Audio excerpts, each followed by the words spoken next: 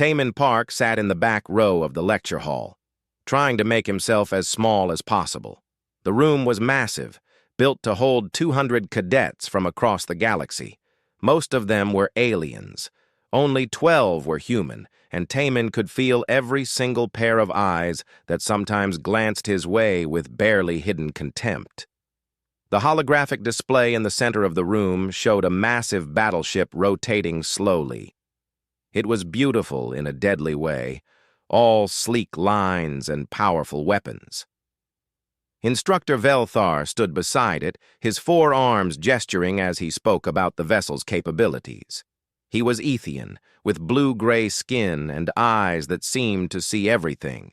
He had fought in 3 wars and earned more medals than Taman could count. "The Dreadnought-class battleship," Velthar said, his voice filling the hall, "represents 3,000 years of coalition military advancement. It is the perfect expression of naval warfare doctrine." Hey Newell, a Valorian female sitting in the front row, raised her hand. She was the daughter of an admiral, and everyone knew it. Her silver skin gleamed under the lights, and her confidence filled the room like a physical presence. "Cadet Newell," Velthar acknowledged. She stood gracefully. "The Dreadnought carries 42 plasma cannons, 16 missile batteries, and enough shielding to withstand a direct assault from an entire enemy squadron. Its crew of 800 can operate continuously for 2 years without resupply. It has never been defeated in battle." "Excellent summary," Velthar said, nodding with approval. "This is the standard all coalition vessels aspire to: power, endurance, and honor in combat." Taman studied the hologram more carefully. He had grown up on an outer colony station where his parents worked as ship engineers. He had spent his childhood crawling through maintenance shafts and learning how vessels actually functioned, not just how they looked in textbooks. Something about the Dreadnought bothered him, but he could not quite identify what. Beside him, Ji-Ho, his human roommate, was taking notes furiously. Ji-Ho wanted desperately to fit in, to prove that humans belonged at the academy. He studied harder than anyone and never questioned the instructors. Taman envied that ability to simply accept what he was taught. "The key to the Dreadnought's success," Velthar continued, "is its adherence to the honor codes of warfare. Every system is designed with these ancient principles in mind. Combat systems are heavily armored, non-combat systems are exposed as per tradition. This ensures that battles are won through skill and strategy, not through barbaric tactics." Taman frowned. He zoomed in on the hologram using his datapad, focusing on the top section of the ship. There it was, the reactor cooling array, sitting on the dorsal surface, completely unprotected. Just a series of radiator fins and coolant pipes exposed to space. One good hit there, and the entire reactor could destabilize. He looked around the room. None of the other cadets seemed concerned. Newell was smiling, proud of the ship she had described. Ye Jin, a Corvani female, was nodding along with the instructor's words. Even Sung Woo, another human cadet, looked impressed by the Dreadnought's specifications. Maybe Taman was wrong. Maybe he was missing something. After all, these species had been building warships for thousands of years before humans even discovered fire. Who was he to question their designs? But he could not shake the feeling. On Earth, no engineer would ever leave a critical system exposed like that. It went against every principle of survival. Protection meant armor over anything that could kill you if it failed. It was basic common sense. "Are there any questions?" Velthar asked, looking around the hall. Silence. 200 cadets sat perfectly still. Questioning an instructor was considered disrespectful, especially when that instructor was a war hero. Taman felt his heart pounding. He should stay quiet. He should not risk embarrassing himself or the other humans. But the question burned in his mind. He thought about his parents, about the countless hours they had spent teaching him to think critically about ship design. They had not sent him to the academy to just memorize what others told him. They had sent him to learn, and learning meant asking questions. His hand went up slowly. The room's temperature seemed to drop. Jiho froze beside him. Sung Woo, sitting 3 rows ahead, turned around with wide eyes. Hanul looked back with an expression of disbelief. "Cadet Park," Velthar said, his tone neutral, but his eyes narrowing slightly. Taemin stood up, his legs feeling weak. "Sir, I have a question about the design." "Proceed." "Why is there no armor plating covering the dorsal reactor cooling array?" The silence that followed was absolute. Taemin could hear his own heartbeat. 200 cadets stared at him. Some looked confused. Others looked offended, as if he had just insulted their families. Hanil's expression had shifted from disbelief to something like pity. Velthar crossed his upper arms over his chest. "Cadet Park, that is not a design flaw. That is standard across all coalition vessels. The reactor cooling system is classified as a non-combat system. Under the honor codes, such systems are never targeted in warfare." "But sir," Taemin said, his voice steadier now, "that is a critical vulnerability. One targeted strike to that area and the entire reactor could go into meltdown. The ship would be destroyed."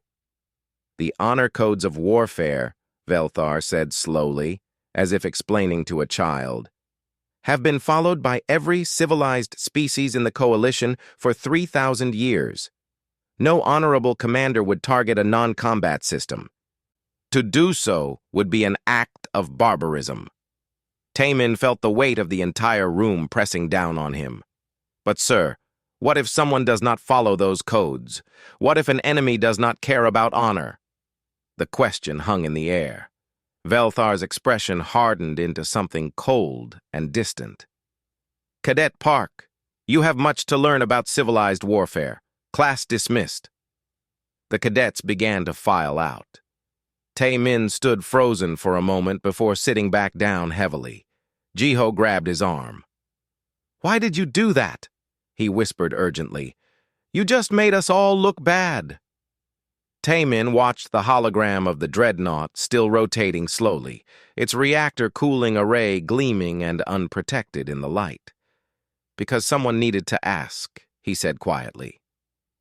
Hanul walked past without looking at him. He heard her whisper to Ye Jin, "Humans. They understand nothing about honor." Taemin gathered his things slowly. Maybe she was right. Maybe he understood nothing. But he understood enough to know that exposed critical systems were a disaster waiting to happen. And he wondered, as he left the empty lecture hall, whether the Coalition's 3,000 years of honor would matter at all when someone finally decided to aim for that vulnerability. News traveled fast at the academy. By the time Taemin reached the cafeteria for lunch, everyone already knew what he had done. The whispers followed him like shadows. Human cadets avoided his eyes. Alien cadets stared openly, their expressions ranging from amusement to disgust. Jiho sat as far from him as possible, choosing a table with other human cadets who were clearly trying to distance themselves from the situation. Taemin could not blame them. They were all trying to prove themselves, to show that humanity deserved its place in the coalition. And here he was, questioning a war hero and insulting 3,000 years of military tradition. He found an empty table in the corner and ate alone. The food tasted like nothing in his mouth. He kept replaying the moment in his head, wondering if he should have stayed quiet.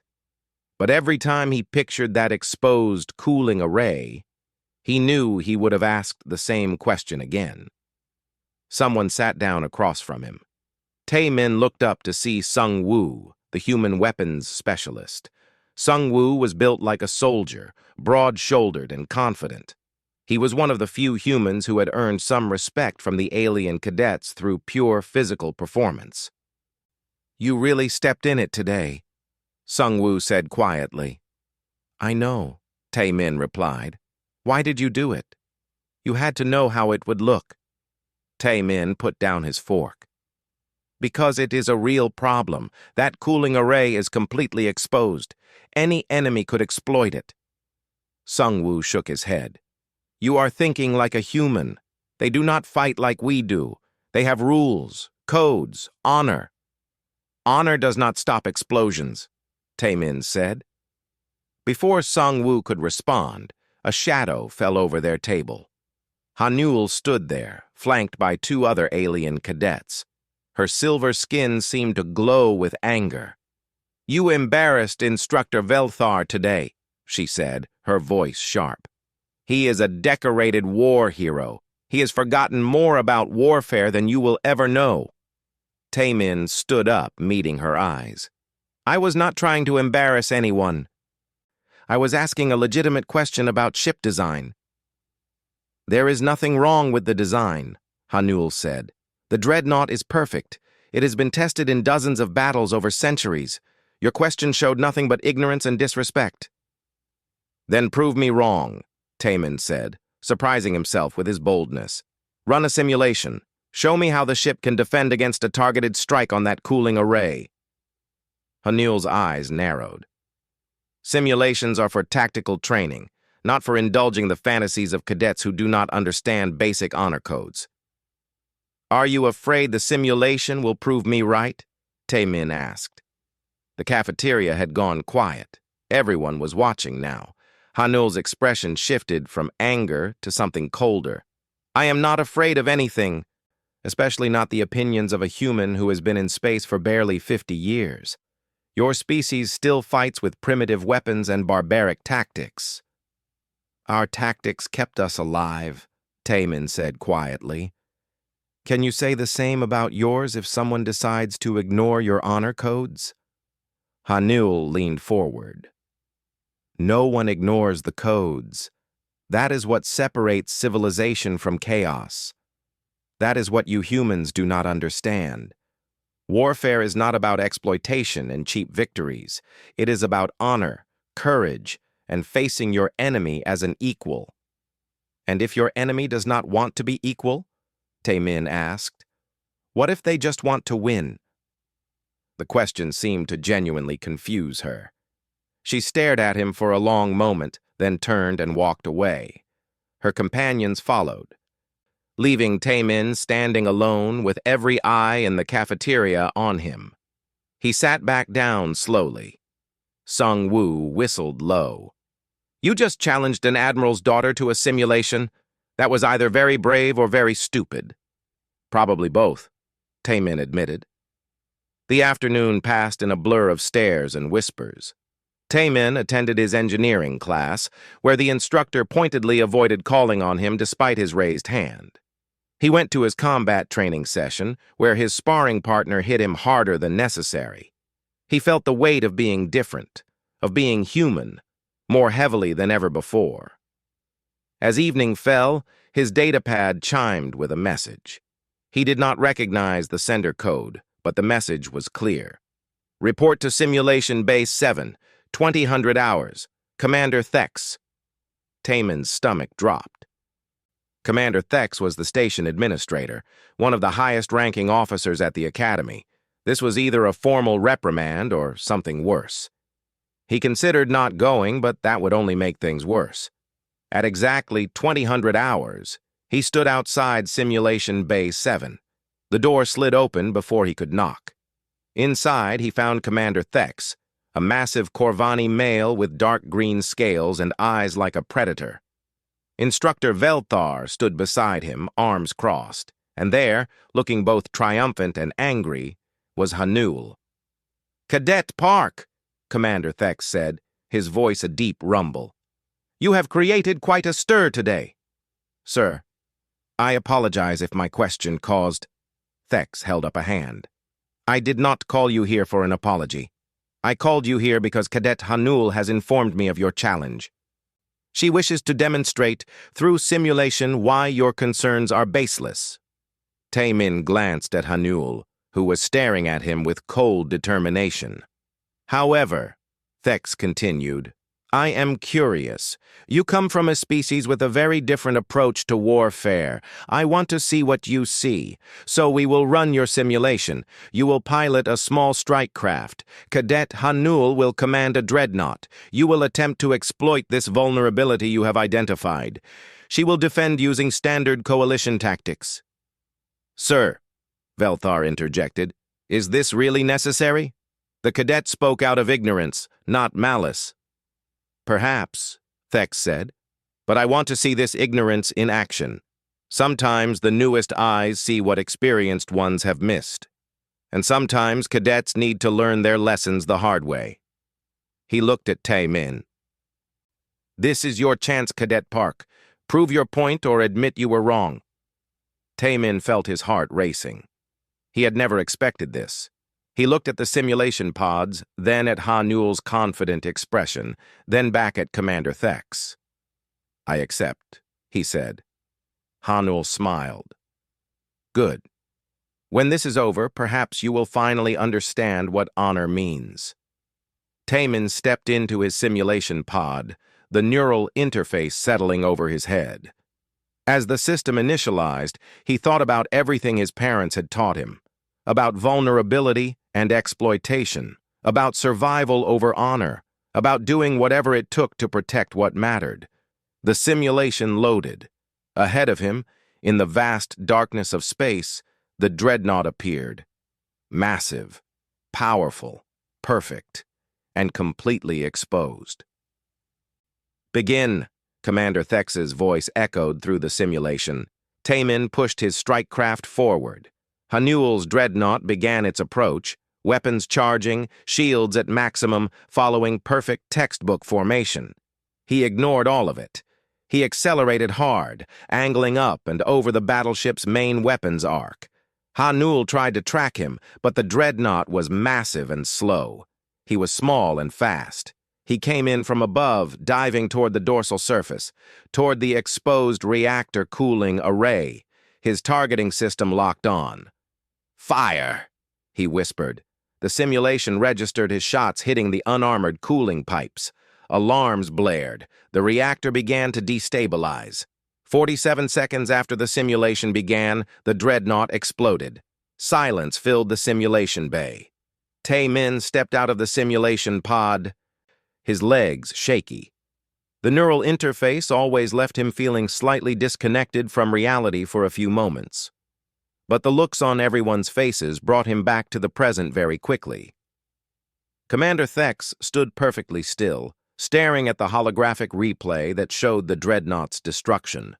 Instructor Velthar had all 4 arms hanging loose at his sides, his expression blank. Ha-Nul was the only one moving, yanking off her neural interface and stepping out of her pod with fury in her eyes. That was a fluke, she said immediately. I was not prepared for such dishonorable tactics. No real enemy would fight that way. Run it again, Commander Thex said quietly. Sir? Ha-Nul looked at him. Run it again. Same scenario. Cadet Park, return to your pod. Tae-min climbed back in, trying to ignore the trembling in his hands. He had won, but it did not feel like victory. It felt like he had broken something that could not be fixed. The second simulation loaded. This time, Ha-Nul was ready for him. She kept the dreadnought's dorsal surface angled away, protecting the vulnerable cooling array. She fired her weapons early, trying to catch him at range. Her tactics were better, more aggressive. It did not matter. Tae-min simply waited, using his strike craft's speed to dodge the plasma fire. He circled, patient, watching for his opening. Ha-Nul could not keep the entire top surface of her ship protected forever. The moment she had to turn to engage another target in the simulation, he struck. 39 seconds. The dreadnought exploded again. Again, Commander Thex said. They ran it again, and again, and again. By the 10th simulation, Ha-Nul was trying everything. She launched fighters to screen the vulnerable area. She used emergency maneuvers that would have killed half her crew from the acceleration. She even violated formation protocols, something Taimin knew went against everything she had been taught. None of it worked. Sometimes it took Taimin a full minute. Once it took almost 2 minutes when Hanul sacrificed 3 fighter squadrons to protect the cooling array. But every single simulation ended the same way, with the dreadnought destroyed and the cooling array in pieces. After the 10th simulation, Commander Thex held up his hand. Enough. Hanul emerged from her pod. Taimin could see tears of frustration in her eyes. Though she was fighting hard to hold them back, she said nothing, just stood there with her fists clenched. "Cadet Park," Thex said, turning to face him. "Do you understand what you have just demonstrated?" Taimin swallowed hard. "That the dreadnought has a critical design flaw, sir."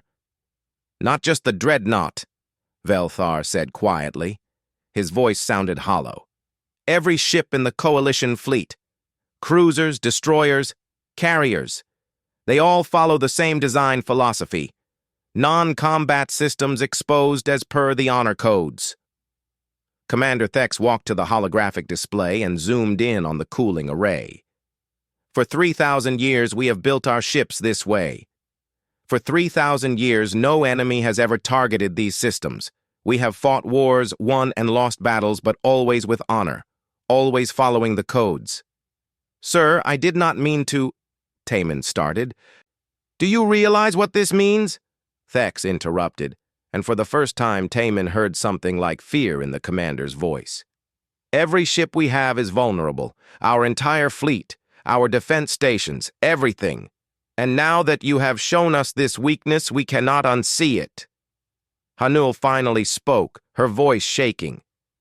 "But no enemy would actually do this. It goes against every principle of civilized warfare. It is barbaric. It is dishonorable. It is effective," Velthar said softly. "That is what matters in survival. Not honor, not tradition, effectiveness." The instructor walked to the window overlooking the hangar bay, where dozens of Coalition ships sat docked. "I have fought in 3 wars. I have commanded fleets. I have been decorated for valor and tactical brilliance. And in one afternoon, a human cadet has shown me that I know nothing about real warfare." "That is not true, sir," Taimin said quickly. "You know everything about fighting with honor. I just know about fighting without it." "Tell me about Earth's military history," Commander Thex said suddenly. "How did your species wage war?" Taimin hesitated. This was not something humans at the Academy liked to talk about. Earth's history was violent, brutal, and completely lacking in the honor that other species valued. But the commander had asked directly. "We fought total war," Taimin said slowly. "When nations went to war on Earth, they did not just fight armies. They targeted supply lines, factories, infrastructure, anything that could give them an advantage. We did not have honor codes. We had survival, the side that was willing to do more, to go further, to exploit every weakness usually won." "Barbaric," Hanul whispered. "Yes," Taimin agreed. "It was barbaric. Millions died. Cities were destroyed. We created weapons so terrible that we almost destroyed ourselves several times. But we learned to fight in a way that left no vulnerability unexploited, no weakness ignored, because if we did not, someone else would." The room was silent for a long moment. Finally, Commander Thex spoke again. "I need to report this to the Admiralty. This changes everything." "Sir," Hanul said, her voice stronger now, "surely we can just add armor to those systems, retrofit the fleet. The problem is solved." "The problem is deeper than armor," Velthar said. "This is about doctrine, about how we think, about assumptions we have made for thousands of years. If one human cadet can see this flaw in an afternoon, what else have we missed?" Taimin felt the weight of what he had started settling on his shoulders. He had wanted to ask a simple question about ship design. Now he was standing in a room where officers were questioning the entire foundation of coalition military strategy. "There is another concern," Commander Thex said, pulling up a star chart. "The Vrex Dominion."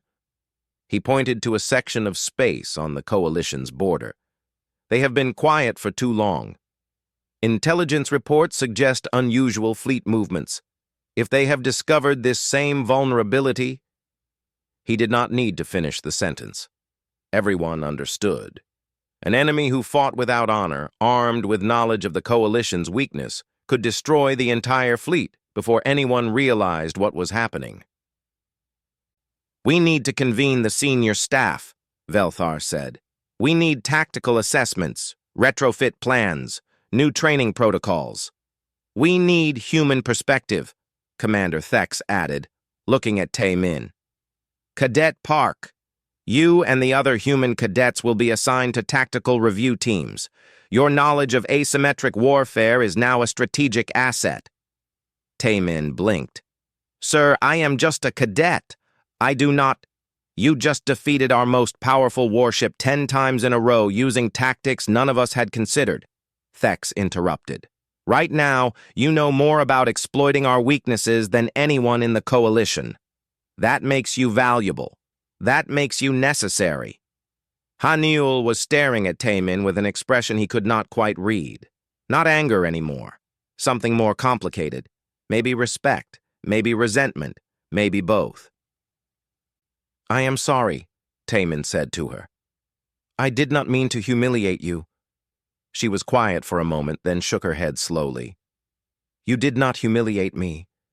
You opened my eyes. I have been trained my entire life in tactics and strategy. My father is an admiral. I thought I understood warfare." She looked at the holographic replay of her dreadnought exploding. "I was wrong. We were all wrong." Commander Thex began issuing orders into his communicator, calling senior staff for an emergency meeting. Velthar was already pulling up fleet deployment data, his expression grim. Tae-Min stood there, feeling very small despite what he had just accomplished. He had wanted to fit in at the academy. He had wanted humans to be accepted. Instead, he had just torn apart 3,000 years of military tradition and possibly revealed a threat that could destroy the entire coalition. But as he looked at the holographic dreadnought, with its exposed, cooling array still visible in the replay, he knew he had done the right thing.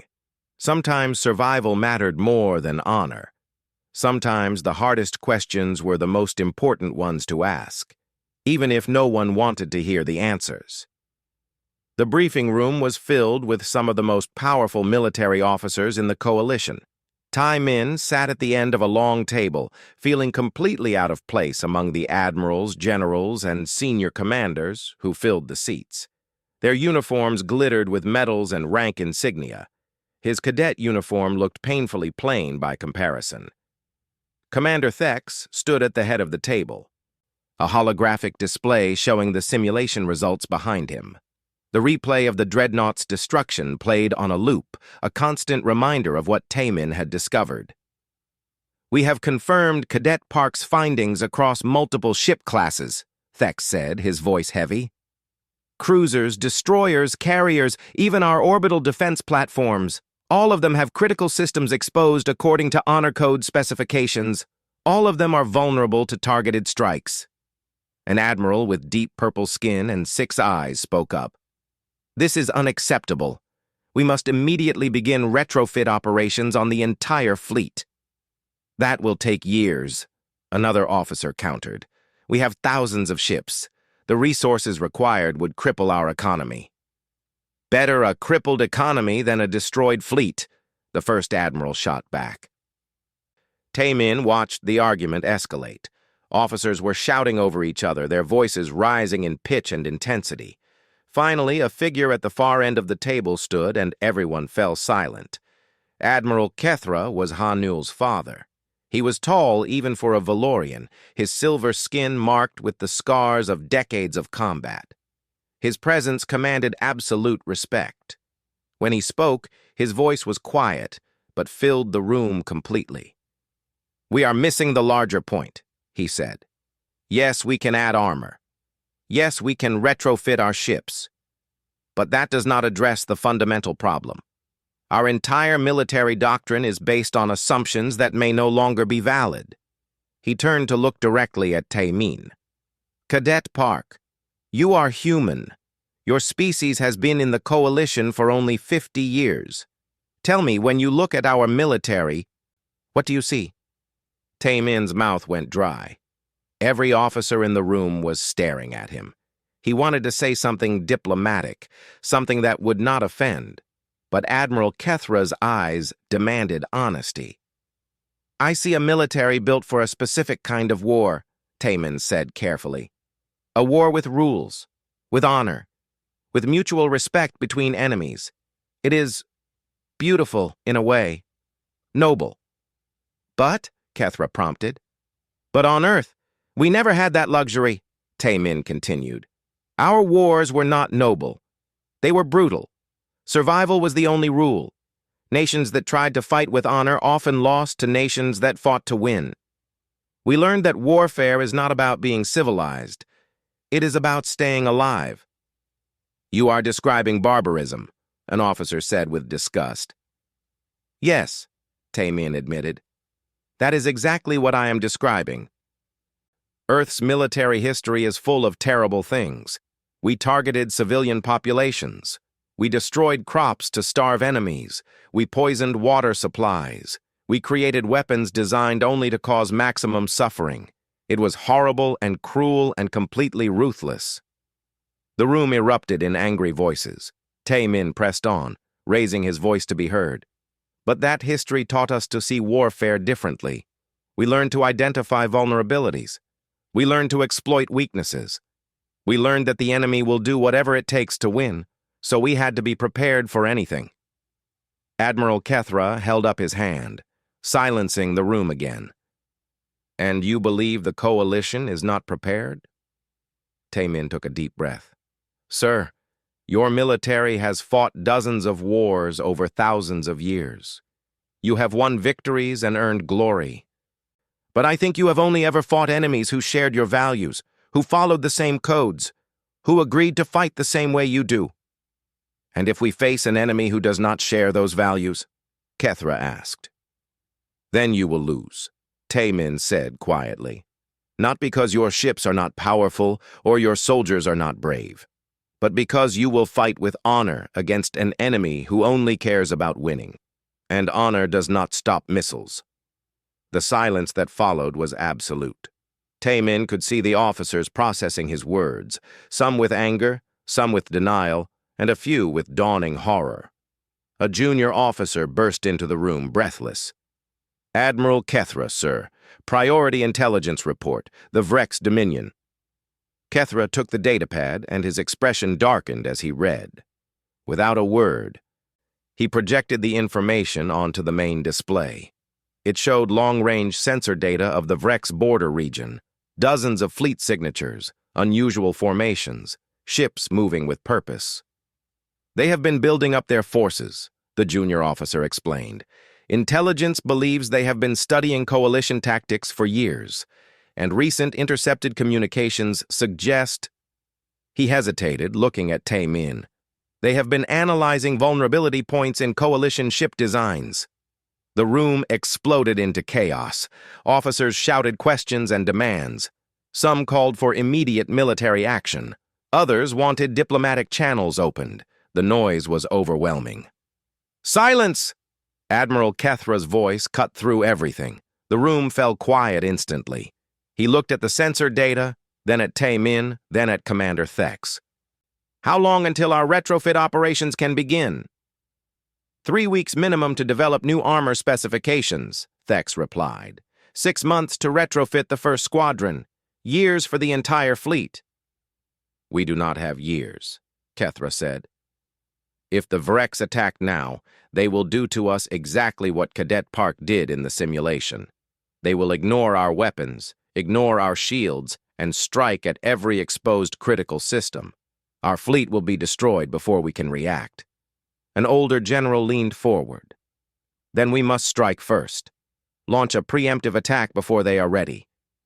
That violates every treaty we have signed, another officer protested. It goes against coalition principles. So does losing, Admiral Kethra said coldly. He turned back to Taemin. Cadet Park, if you were commanding our defense fleet right now, what would you do? Taemin felt the weight of hundreds of years of experience staring at him, waiting for his answer. He was a cadet, a student. He had no right to advise admirals, but they were asking, and the situation was desperate. I would start thinking like the enemy, he said.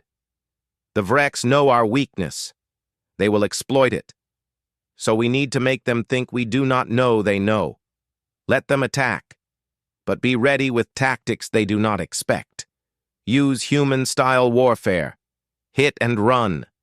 Target their vulnerabilities. Break formation when needed. Forget the honor codes and fight to survive.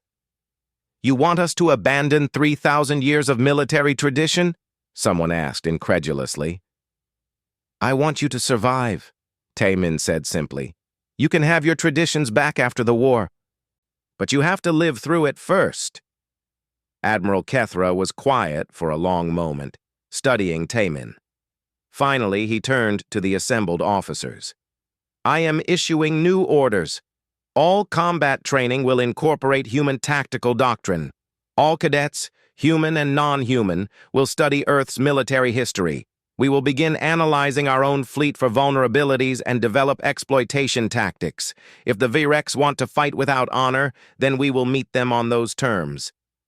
This is madness, an officer protested. You are talking about fundamentally changing everything we are. No, Kethra said. I am talking about adapting to survive. That is what evolution demands. Species that cannot adapt go extinct. Civilizations that cannot change fall to those that can. He looked at Taemin again. The humans understand this. They have survived because they were willing to do what was necessary. Perhaps it is time we learned from them. Hanul appeared in the doorway of the briefing room.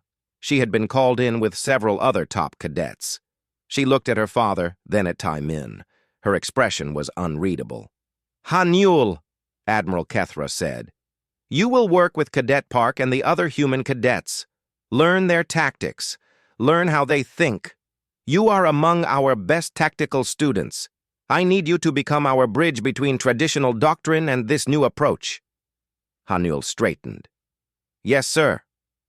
As the meeting continued, Taemin found himself assigned to multiple tactical review committees.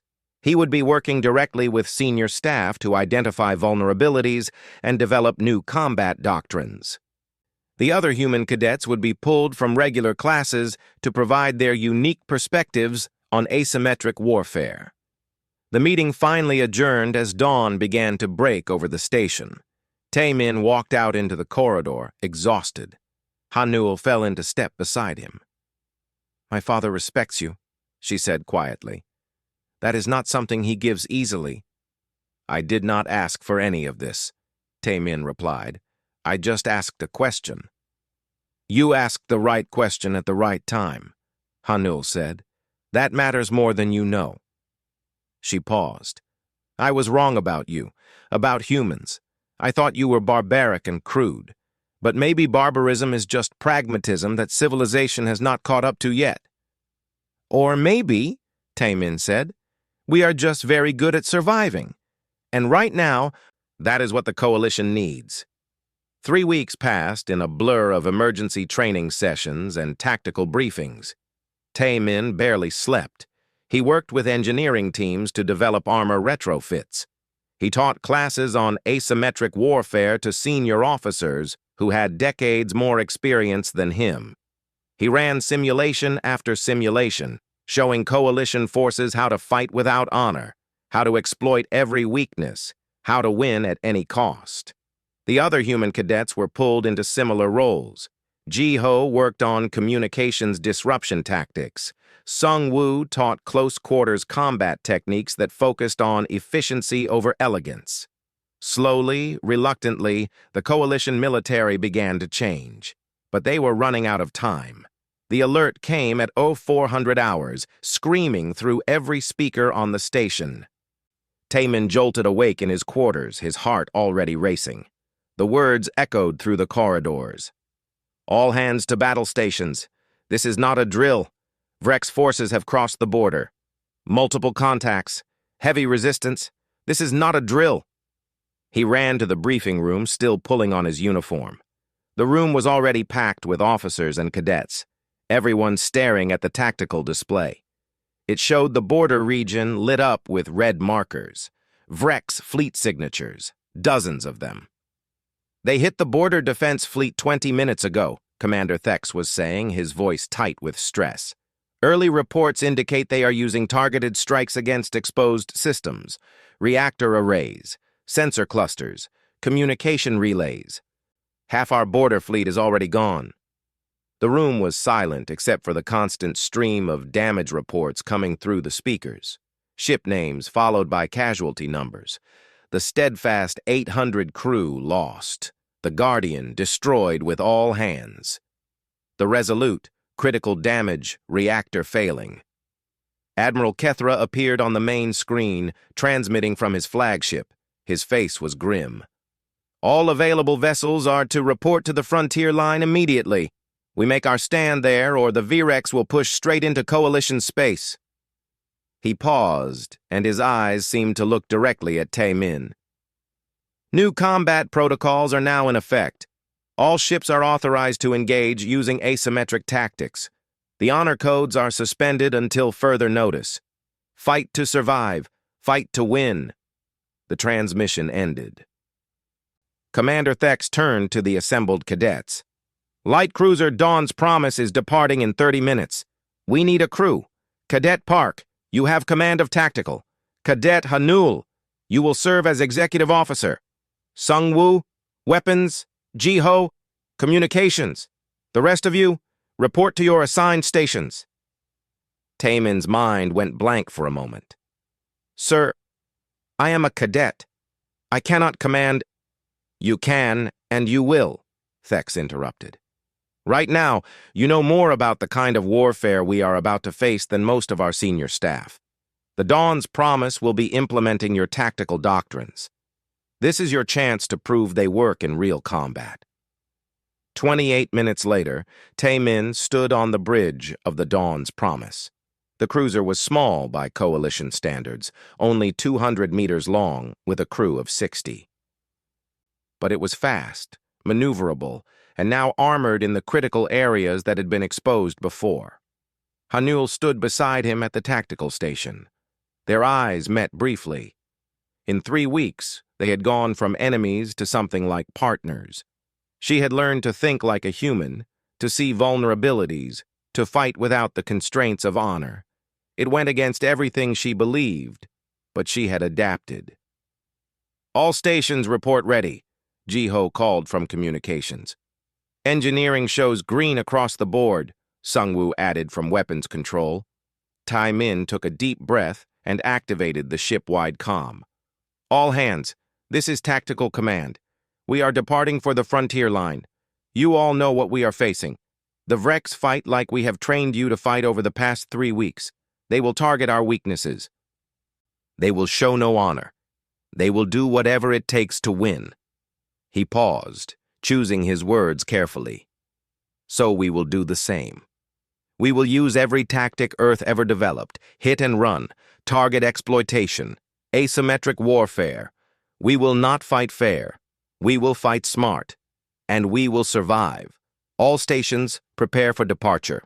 The Dawn's Promise launched from the station, joining a hastily assembled fleet of cruisers, destroyers, and support vessels. They jumped to FTL, racing toward the battle. The journey took 2 hours. 2 hours of preparation, of checking systems, of trying not to think about the casualty reports still streaming in. When they dropped out of FTL at the frontier line, the scene was chaos. Coalition ships were scattered, broken formations trying to regroup. Vrex vessels moved through them like predators. Their weapons fire precisely targeting the exposed systems that the Coalition had always left unarmored. Tactical analysis, Hanul said. her voice steady despite the destruction around them. Vrex are using concentrated fire patterns, 3 ships focusing on single targets. Standard coalition defense posture is ineffective. Then we do not use standard posture, Taemin said. He pulled up the tactical display, identifying 3 Vrex destroyers that were systematically destroying a coalition carrier. Sungwoo, weapons free. Target the lead destroyer's port stabilizer array. Jiho, broadcast our attack vector on coalition frequencies. Let our ships see what we are doing. Their stabilizer array is armored, Sungwoo protested. Their power conduits running to it are not, Taemin replied. They protected the array but left the power supply exposed. Human-style thinking. Find the weakness behind the strength. The Dawn's promise accelerated, moving faster than standard coalition doctrine recommended. They came in at an angle, not straight on like traditional tactics demanded. Sungwoo fired, his shots precise and targeted. The Vrex destroyer's power conduits exploded. The stabilizer array went dark. The ship began spinning out of control. Second destroyer is turning to engage us, Hanul reported. Let them, Taemin said. Break formation, full evasive, make them chase us. The Dawn's promise dove and spun, moving in patterns no coalition ship had used in 3,000 years. Erratic, unpredictable, dishonorable. The Vrex destroyer tried to track them, but their targeting solutions kept failing. Now, Taemin ordered. Come around. Target their sensor array. They emerged from their evasive maneuvers behind the Vrex ship. Sungwoo fired again.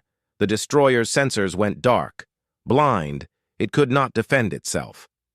3 other coalition ships, seeing what the Dawn's promise had done, moved in and finished it off. Third destroyer is retreating, Jiho called out. Pursuit course, Taemin said. Do not let them regroup. They chased the Vrex destroyer, harrying it with precise strikes at vulnerable systems, not trying to destroy it outright, but to disable and damage. Death by 1,000 cuts. Other coalition ships began to follow their example, breaking formation, using evasive maneuvers, targeting weak points instead of engaging in direct confrontations. The tide of battle slowly began to shift. The Vrex had expected the coalition to fight with honor, to follow the predictable patterns of 3,000 years of tradition. They were not prepared for an enemy that fought like humans. Admiral Kethra's voice came through on the fleet channel. All ships, new directive. Observe the Dawn's promise tactics. Adapt and implement. Forget the honor codes. Forget tradition. Fight to survive. What followed was the strangest battle the coalition had ever fought. Ships broke into small groups, using coordinated strikes on vulnerable systems. They used the asteroids and debris as cover, something considered cowardly by traditional standards. They feinted and retreated, drew enemies into traps, sacrificed honor for victory. The Vrex, for all their preparation, had expected to fight a coalition bound by rules. They were not ready for a coalition that had learned to fight like Earth. Brutal, pragmatic, ruthless. Hours passed. The battle raged across the frontier line. Ships on both sides were destroyed. Good people died. But slowly, impossibly, the coalition began to push back. On the bridge of the Dawn's promise, Taemin's hands shook from exhaustion and adrenaline. They had taken damage, hull breaches on 3 decks, weapons systems at 60%, but they were still fighting. Vrex forces are retreating, Hanul announced, her voice filled with disbelief. They are withdrawing across the border. The coalition fleet did not pursue. They had won, but barely. The cost had been terrible. Dozens of ships destroyed, thousands dead, but they had held the line. Taemin slumped in his chair, the weight of everything crashing down on him. They had won by becoming what the coalition had always sworn they would never be. Fighters without honor, warriors without codes, survivors at any cost. Hanul placed a hand on his shoulder. You saved us, she said quietly. Your tactics, your knowledge. Without it, we would have lost everything." "I did not save anyone," Tae-min replied, his voice hollow. "I just showed you how to fight like humans, how to be brutal and ruthless and willing to do terrible things to win." "You showed us how to adapt," Hanaul said. "That is what survival requires. My father was right. Species that cannot change go extinct." In the days that followed, the Academy returned to an uneasy peace. But everything had changed. The curriculum was completely overhauled. Human military history became mandatory study. Tactical courses emphasized flexibility over tradition. Honor codes were discussed as historical philosophy, not absolute law. Tae-min stood in the same lecture hall where he had asked his question 3 weeks before. The hologram showed the new dreadnought design. Armor covered every critical system. The exposed cooling arrays were gone, replaced by protected alternatives. Commander Thek stood where Instructor Velthar once had. The question Cadet Park asked in this room changed the Coalition forever. It forced us to confront uncomfortable truths about ourselves, about our assumptions, about the price of honor when survival is at stake. He looked at Tae-min. Sometimes the most important question is not the one that has an easy answer. Sometimes it is the question that makes us uncomfortable. The question that challenges what we think we know. The question that reveals what we have been too blind to see. After the lecture, Hanaul walked with Tae-min through the station corridors. Around them, human and alien cadets moved together, learning from each other, sharing perspectives that had once seemed incompatible. "Do you regret it?" Hanaul asked. Asking that question? Tae-min thought about it for a long moment. "I regret the pain it caused, the lives lost, the innocence destroyed. But I do not regret asking, because if I had not, the Vrex would have destroyed us all." "The galaxy has changed," Hanaul said. "We can never go back to the way things were." "No," Tae-min agreed, "but you will survive, and maybe that is more important than honor. Maybe survival is its own kind of honor." They stood together looking out at the stars, at a galaxy that had learned the hardest lesson humanity had to teach.